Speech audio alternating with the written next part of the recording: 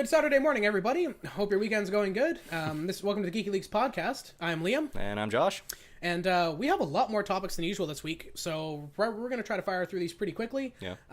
So if there's any details you feel we might have skipped over, or we don't get a chance to talk about everything you want to hear, there's links to everything down below. Yep. Feel free to check them out. Definitely. So let's just hop into it. Yeah, we got a lot of stuff That's to do. always what we do. So this is just a quick PSA. Yeah.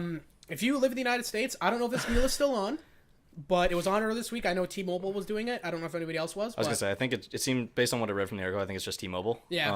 I think it's just, this is exclusive to the United States, and yes, I really hope this comes everywhere else, because... Only in the United States, but if you live in the States, check if this deal is still on, because if you buy a Samsung Galaxy S8, you get another Samsung Galaxy S8. Yes. Which is insane. Yes. So just a quick PSA, if you're on the fence about getting one, I would say pretty much now is the time. The one thing you should know about it, just real quick, though, is it is a rebate. So you do have to buy the second phone, and then they will rebate you in full, obviously. Yeah. So, sweet. They'll rebate you. And there's also some other freebies, too. So definitely check out the link in the description. There's some cool stuff in this article. So. Yeah, for sure. Yeah. And hey, speaking of the Samsung Galaxy S8, breaking the iris scanner locking is, as you laugh, it is laughably easy. I love how we promote the Samsung. Well, I guess not promote it. I mean, you're getting a ridiculous deal, so go buy it. But you can pretty much break the iris scanner with your other cell phone and Photoshop and a contact lens. Pretty much. So essentially $100 in materials, and you can just completely bypass iris scanning. Pretty much. So what this guy did here, I mean, it's a bit of a long article, but the gist of it is basically he took a picture of somebody from about a medium distance. I think it was about 5 or 6 feet-ish. Not even zoomed into their face, just took a picture of them standing there. Then he put his photo into I don't think it was Photoshop, to be fair, but he put it into some photo editing software. He zooms in really close on their eye, prints out a picture of them on I don't know what the printer was. It was a half-decent laser printer. They even said in the article that it's best on Samsung printers, ironically. Yeah, I know. So funny. So funny. And I think it does need to be a pretty high-end laser printer, because you gotta have a pretty high DPI, I think. Yeah, you need a decent quality laser printer. It can't be some cheap $20 printer. But I mean, yeah, so you get a decent laser printer, even if you just go to a copy store. Yeah, really, you just get it printed. Get a picture of it printed off, and then all you gotta do is, like you're saying, just to slip a contact over the picture, put it in front of the iris scanner, and just unlocks the phone like normal. Easy. Literally just like somebody who's standing there. So yeah, and if you read the article too, it's the company that made the iris scanner and Samsung advertised it as oh, this is the next generation in security. It's unpassable. Well, I don't say unpassable, I don't think, but they say it's essentially it's foolproof. This is the most secure way to unlock unlock your phone. Exactly. It's the highest level of security. Blah blah blah blah blah. Yeah. It's okay, well, it's definitely not, because yeah. Iris scanning tools and, or iris scanning. The only thing I'm gonna say on this is if you've ever taken a half decent quality selfie and posted it on the internet, you have your iris on there. Then somebody can take your picture and probably unlock your phone. Yep. So I would use your fingerprint. Even then. Or an unlock code or something else. I would not use that. Yeah. That's all I'm going to say. Yeah. Moving on. Next up. So there's a PS3 emulator that's been going around. This has been around for a while. I actually didn't know there's a PS3 emulator out, so interesting. A lot of people just don't use it because the performance is really not there. It's a bug. But with this last update, they incorporated Vulcan. Sweet. So apparently the performance has gotten way better. Yep. Now they only have one game in particular, I think, where they actually say it went from this to this. Yep. The game was, and I'm probably going to butcher this name. Yes, I think it's a JRPG. Yeah, something Alchemist of Dush. Regardless, anyway, all they say is that the frame rate went from approximately 8 FPS to 30 FPS, over 30 FPS. Sweet. Even. So nice and smooth. I mean, for this type of game, 30 FPS is honestly fine. I think there was a few other games just above this one. I think they talk about this one specifically because it has the biggest impact, I think. Yeah, but they talk about a few other titles that actually work. Yeah. Whether they get decent frame rates, I don't know, but they seem to work, which is cool. Yeah. In the footage that we have it's here, they show 6 different games. Yeah. But this one in particular was one of the ones that got the biggest boost from it. So I don't think this is going to be replacing PS3s for anybody anytime soon. But if you've ever been interested, if there's one game you want to play that's maybe available on this platform, that'd be cool. Now you can check it out on PC if you want. So pretty cool. And speaking of pretty cool, Mercedes has joined the race. Yeah. For the whole home battery power. I mean, it's nice that other companies are getting into this now, because obviously, in my opinion, this is the way of the future, and this is how we're going to power our homes and our cars, hopefully. And it doesn't matter if it's CPUs or home power. Competition is always good. Exactly. So yeah, I mean, like we were reading before, if you guys read the article, there's it's not the most powerful. Well, it can be. The nice thing about this Mercedes one, as opposed to the Tesla one, we were doing a little bit of research on this, and the Tesla one is 13.5 kilowatts? Yeah, let me double check. I believe it is though. 13.5, I think. Yeah. So Tesla's 13.5 kilowatts. And then this one, and that's the only option you get, just 13.5, and it's $5,500, right? It's $5,500 plus an estimated $1,000 for installation. Okay, so $6,500, and you get 13. $6,500, maybe $7,000, and you get 13.5 kilowatts. Yeah. So then the Mercedes is technically more expensive per like kilowatt. Yeah, because the Mercedes one is $5,000 to start, but that's for a 2.5 kilowatt system. Yes. If you want to shell out $13,000, you can get a 20 kilowatt system. Yes. So. Yeah, Tesla has them on value for sure. Like bang for buck. But if you want like the most power, then Mercedes has it right now. But I'm sure that Tesla, like if Tesla can get 13.5 in a $5,000 package, I'm pretty confident they have the technology to just absolutely crush Mercedes here. The only thing I don't remember is like I think one of the reasons why Tesla probably has the better value is because Tesla has like their shingles, their solar power shingles and stuff. Yeah. So if you, I don't know if they use their shingles or if you can use regular panels with the Tesla one. I don't remember. Yeah. But because Tesla like designs that technology, that might be why they can offer better value, because Mercedes is collaborating with another company that makes solar panels. True. So I think that's the reason why Mercedes startup cost is more, is because you're basically buying this company's panels and Mercedes batteries. Yes. Whereas I don't know if Tesla's like, you buy this package through us and you get everything. You get a better deal. So I don't know. Maybe that's a thing. I don't know. But yeah, that would make sense. Yeah. But it's just awesome to see somebody else doing it now. You know. Exactly. Competition's good. Because if there's more people doing it, then maybe the Tesla one will just get cheaper. Exactly. Whatever, so. If the Tesla one gets cheaper, that's gonna be crazy. Yeah. But yeah, for sure. Next up, more PlayStation stuff. No. What? Gaming PlayStation stuff? No way. What? This is a cool article from PC Perspective, and I just wanted to briefly mention it because they took a PS4 Pro and they replaced the terabyte hard drive with a terabyte SSD.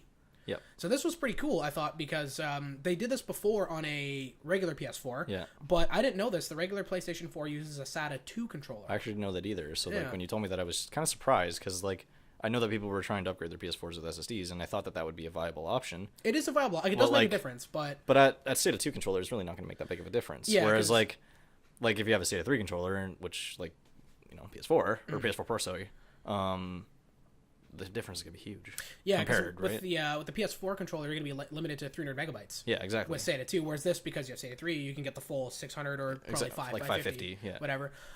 So I won't go through every single game. There's a couple games in particular that they test that have like huge differences. Yeah. Like huge. Like I'm talking like twice as fast, 3 times as fast almost than some of them. That's crazy. Other ones show virtually no difference. Yeah. So it depends on the game. Like I know NHL was basically no difference. So it's, I think like we were saying, it's like really the intensive games, so it has to be intensive graphically intensive, and then so games like Witcher or GTA or where there's Fallout 4 was one of the bigger like ones a lot of things to load. It seems like open world games and like games that are graphically intensive. Yeah, like stuff with like a lot of textures and stuff that uses like a lot of more system resources. It makes sense that it's open world games too, because like you're loading everything at once, right? Yeah, exactly. So like it makes sense that it's Fallout 4 and Witcher and and GTA because those are like the biggest open world games that are out, and well, some of them anyway. They're up there for sure. They're the AAA titles that are like the standard basically for open world.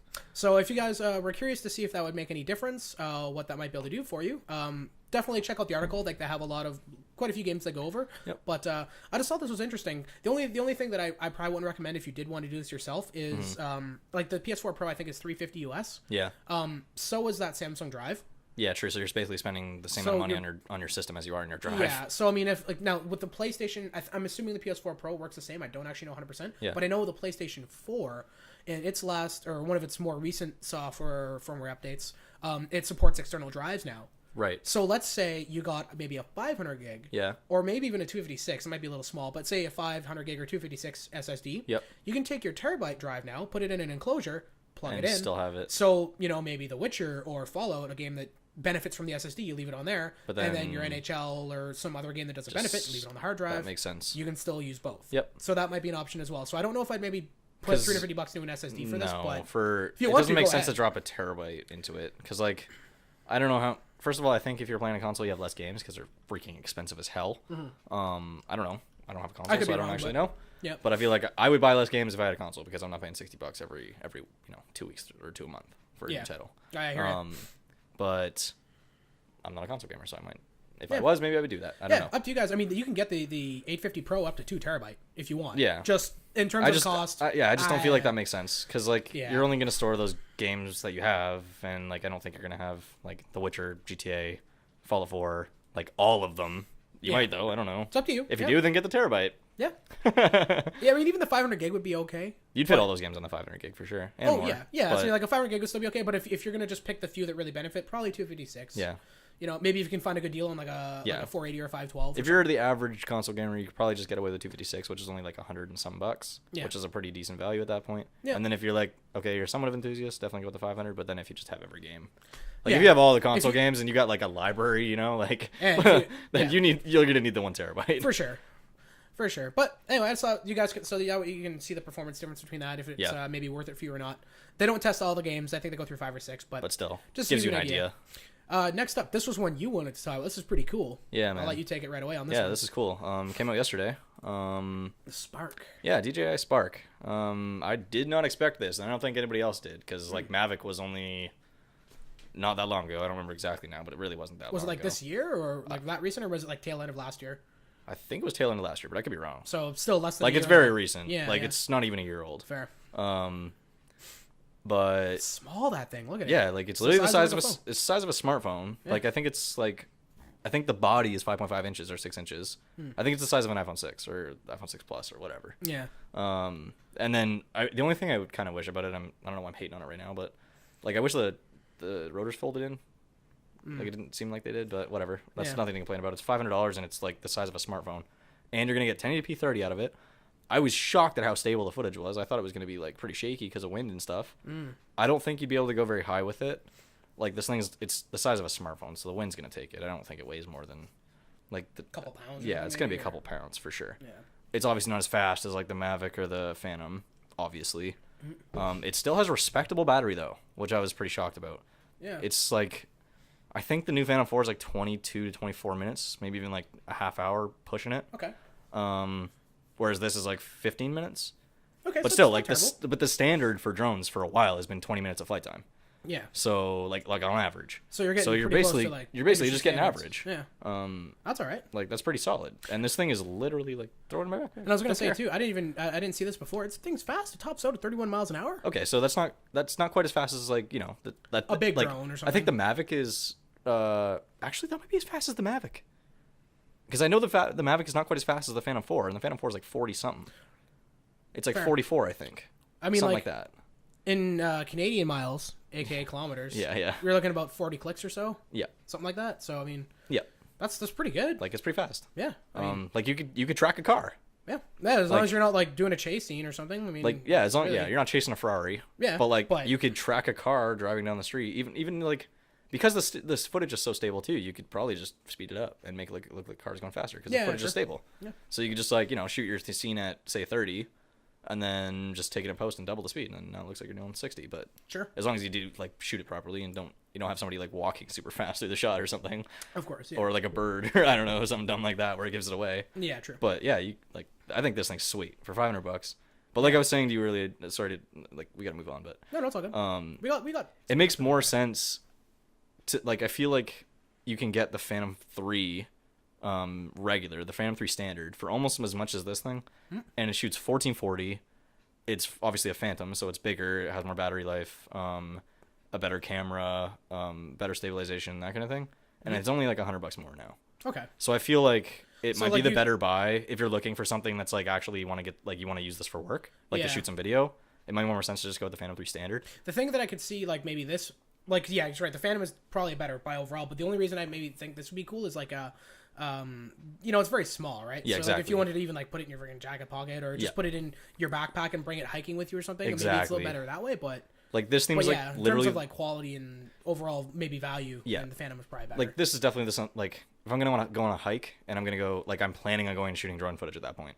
Because, like, I need to pack my Phantom. I need to pack all the batteries. I got literally a backpack dedicated to carrying my drone. Yeah. Whereas, like, this thing, I throw it in my hiking backpack and I don't give a crap about it. Yeah. I put the battery in it, throw the SD card in it, throw it in my backpack, and then I walk away. Yeah. And then I have it just in the same backpack as everything else. Yeah. Whereas, your lunch and everything else. Whereas your Phantom, even though you're paying $100 more for slightly better quality, you're carrying a dedicated rig, essentially. Yeah. So, in that sense, like, it makes more sense. The one last thing, I somehow wish they would have introduced some sort of remote.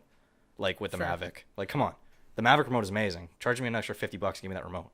Like, fair. Yeah, because you just use a smartphone for this, right? Yeah, like, unless you can... I haven't looked into it, but if you can buy that Mavic remote and it works with this thing, sweet. Okay, like I'm sold. Sure. Like hell yeah, because I way prefer having the physical joysticks than trying to use my phone screen. Yeah, it just doesn't. I would agree with that because you want to use your phone screen to see what's going on. Like, and I want to control my drone. Like I want to have like tactile controls. I just even for something that small, I still feel like I want to have control over it. Oh, for sure. But then again, I've never really sat down with the app, so maybe I should.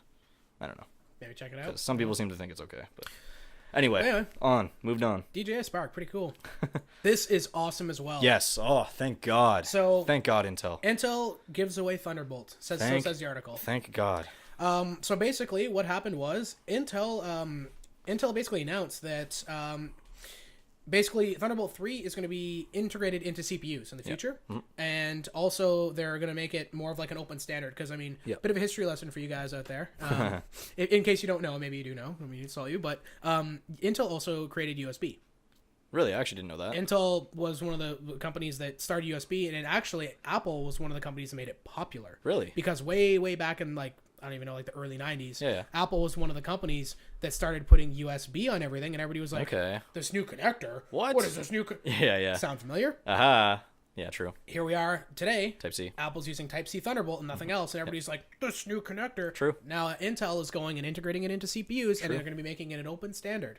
So it's like flashbacks here. Yeah. But yeah. And I am so pumped if Thunderbolt's everywhere like USB is. Yes. Like, oh my God. That is exactly what the world like, needs. I can charge, I can have video out, I can have ridiculous speeds of data, I can like everything. It's everything. It's literally all in one. It's the connector. It's the super connector. Yeah. Like, it's crazy.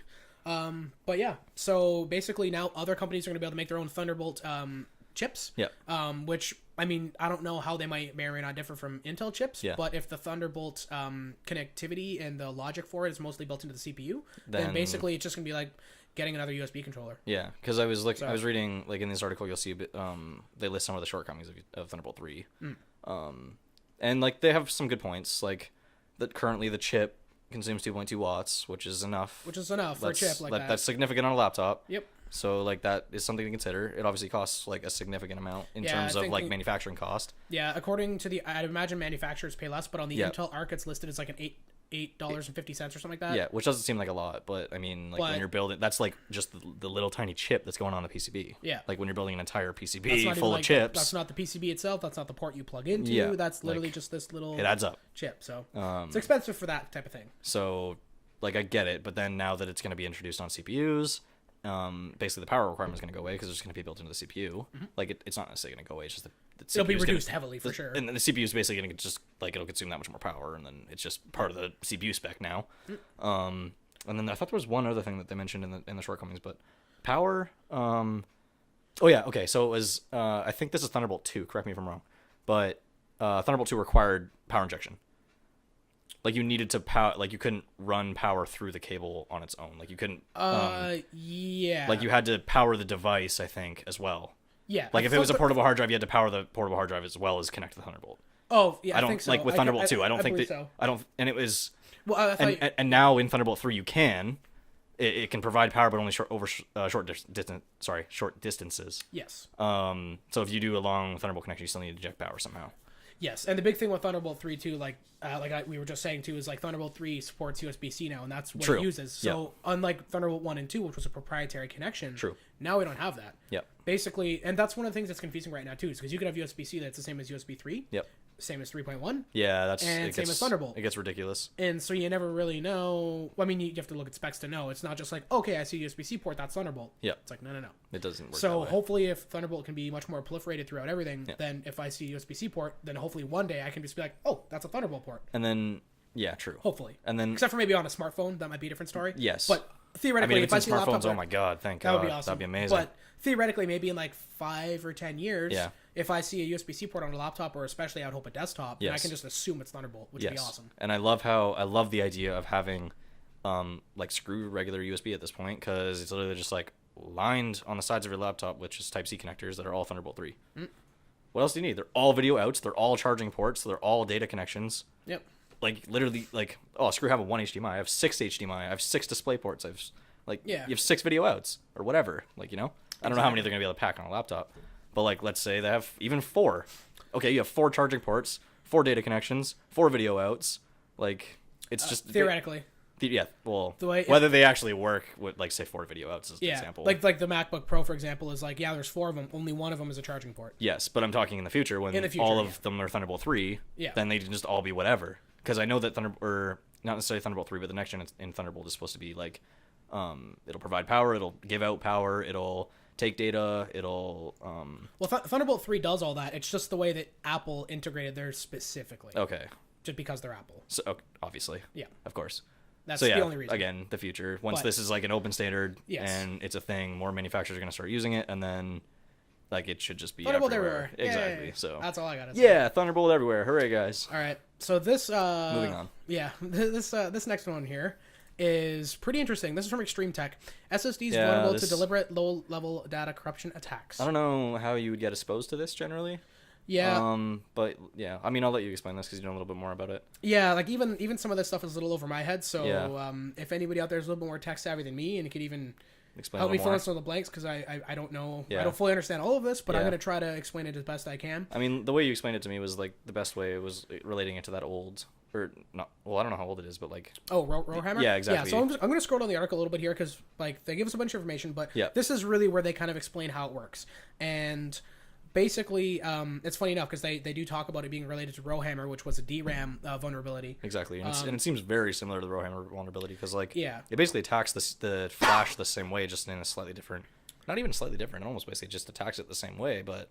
Yeah, well, it's not just any flash. It's MLC flash specifically. Okay. If it's SLC, if it's single layer, not affected apparently. So only multi-layer stuff. We don't know about TLC either. Okay. MLC for sure. Okay. But regardless, interesting. Because the way MLC is programmed, apparently, it uses a two-stage process. Once you get below a certain point, I think they say 40 nanometers. Okay. Basically, once you get below that process node, they use that to reduce. They use this special process to reduce the chance that the voltage changes required to write data to the actual flash, will cause issues basically. Yeah. Right? So they're basically trying to alleviate the voltage issues of corrupting data. Yeah. By using a different method or whatever, some sort of new technique. Yeah. Exactly. Below 40 nanometers. Yeah, once you get small enough, right? And I think that's everything now. I don't think there's anything above 40. No, I think everything's below 40 nanometers now. For the most part, the only thing I could see maybe still being like on the 45 nanometer process would be maybe some of the controllers out there. Sure, yeah, okay. Maybe not the flash itself. But I think most of the new stuff. But yeah, it's totally fine. But yeah, I will, if there's anybody out there that's a little bit more savvy than me, I would definitely recommend going over this because I'd have to go through this a little bit more. This is a little bit over my head. Yeah. But I just thought it was important to mention at least. It's out there. Yep, it's out there. What do they call it again? Not Rowhammer. They were jokingly based it on it. Yeah, they were jokingly calling it Cell Hammer, I think, or something. Oh, just like that. to do with like SSD cells or something, or yeah, flash cells or whatever. Yeah. But basically, what ends up happening is either bits end up getting flipped due to like voltage not being controlled properly and stuff like that, which can cause data corruption. Obviously, if your bits are wrong, then you're kind of screwed. Yeah. So I mean, it's obviously way more in depth than I'm talking about here, but I just thought I'd at least put it out there. Like I said, if anybody out there knows more about this than me, please like comment down below and like fill us in. I mean, this is important. I mean, give this a look. Like, educate yourselves, right? It's good to know about this stuff. Yeah, exactly.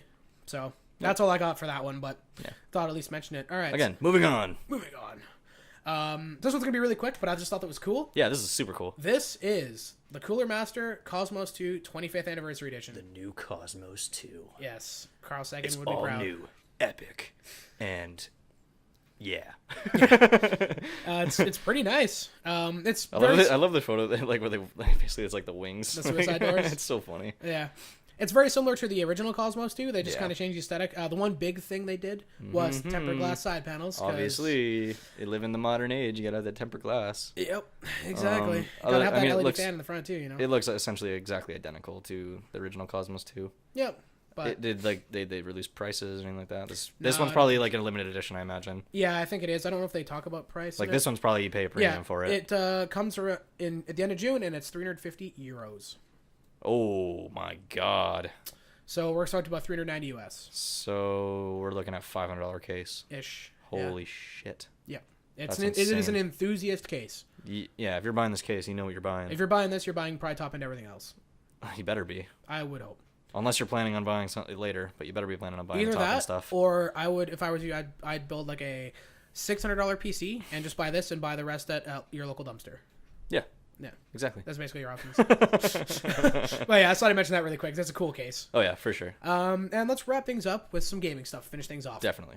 So, Red Dead Redemption 2 delayed. I don't know. I mean, now it's not coming out for PC, right? So I'm kind of like, I know, we're both kind of like but screw you, man. Yeah. Screw you, dude. Release the game for PC. Please and thank you. That would be very much appreciated. That'd be nice. That'd be nice. Yeah. But it's definitely not coming out for PC, which is very unfortunate. Gonna be delayed till But, spring. yeah. Yeah. So now on top of not coming out for PC, it's gonna be delayed. So I really don't expect it to ever come out for PC at that point. Because if it's delayed for consoles, yeah. Unless they're gonna pull a GTA and it's gonna come out a year later. That's what I was gonna say. Hopefully they do a GTA thing. Because it is Rockstar. At least we'll get it. But we'll see. But you know what though? Yeah, I'll give them full credit. Like if you're gonna delay something, as long as when it comes out, it's polished, it runs good, and it looks great, and all that stuff, then sure. And I'll give them that. GTA was that. Oh yeah. They were literally like, hey guys, like we're sorry, like we cannot release this. It is not done. Yeah. And then they put it off. We were all pissed, obviously, because it got delayed like 3 times. Yeah. And we wanted to buy it. Take my money. Take my money. Yeah. But you know, by the time it released, we were just like, it was totally fine. Like it's perfect. Yeah. So kudos to Rockstar for that. So if that happens with this, awesome. Exactly. And there's also some cool screenshots to check out a little bit further down here, so you guys can check those out. And I think there's new screenshots too. So yeah. Yep. Absolutely.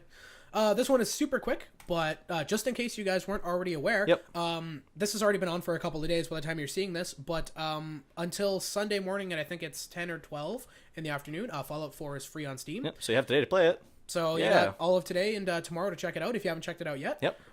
It actually started on Thursday, but whatever. I mean, if you want to do a gaming marathon, you can get through quite a bit of it. I know that. Yeah, fair enough. Yeah, if you want to just download it and just start plowing through it, then like you can get through a decent amount of it if you want to just play the story. So yeah. So check that out if you haven't checked it out yet. It's Steam and Xbox One. Nice. Okay. Cool. So sweet. Yeah. And last but not least, quick Battlefield 1 article. This is pretty interesting. It's kind of weird. I don't know. There's a new people are hating on this, right?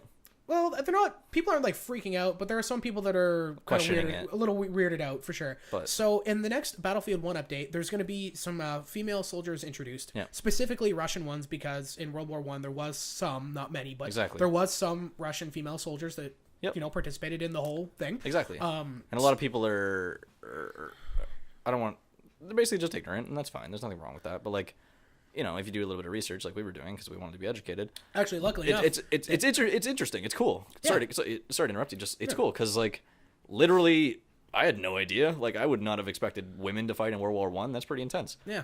Apparently 6,000 women in a death squad. I'm pretty sure. Like I can't remember what they called it, but they literally labeled it as a death squad. I'm pretty sure, or this like battle regiment or whatever. Yeah. And it's like 6,000 battle hardened women fighting in World War One.